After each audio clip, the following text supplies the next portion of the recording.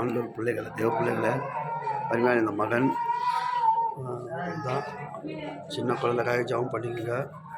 அவர் மூளையில் கொஞ்சம் ரத்தம் இருக்குதுன்னு சொல்கிறாங்க. அந்த ரத்தம் கிளீன் ஆகும். உங்கள் ஜபத்தில் ஆண்டவர் பெரிய காரியம் செய்யணும். ஸ்தோத்திரம் ஆண்டவரை. இயேசு ரத்தம் குழந்தை மேலே பாய்ஞ்சி உடம்புல எந்த நோய் நொடி இல்லாமல் அதை கட்டி ரத்தம் இயேசு நமக்கு விடுதலை பண்ணி இந்த குழந்தை சாட்சியாக இருக்கணும் ஆண்டவரே. உங்கள் ரத்தம் இவங்க மேலே ஊயிட்டும் பார்க்கணும். ஒவ்வொரு ஊழியக்காரரும் இந்த குழந்தைக்காக ஜெபம் பண்ணுங்கள். கர்த்தர் இந்த குழந்தை இங்கேருந்து மீட்டி சாட்சியாக நிற்க வைக்கணும். அவன் டாக்டர் செக் பண்ணுறப்போ அந்த ரத்தம் இல்லை அப்படி சொல்லுவாங்க ஆண்டவரே. அப்படி ஒரு மகிமை இந்த மேலே இறங்கும். இயேசு கிறிஸ்து ரத்தம் ஜெயம் நல்ல பிதாவே. ஆமென்.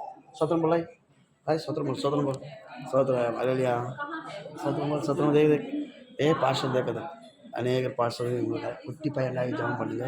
நாம் சொன்னாங்க ஆவியின்காக ஜெபம் பண்ணுங்க. கர்த்தர் இந்த நாளில் பெரிய காரியம் செய்யட்டும். இவர் தான் வண்டியில் விழுந்துட்டு இதுதான்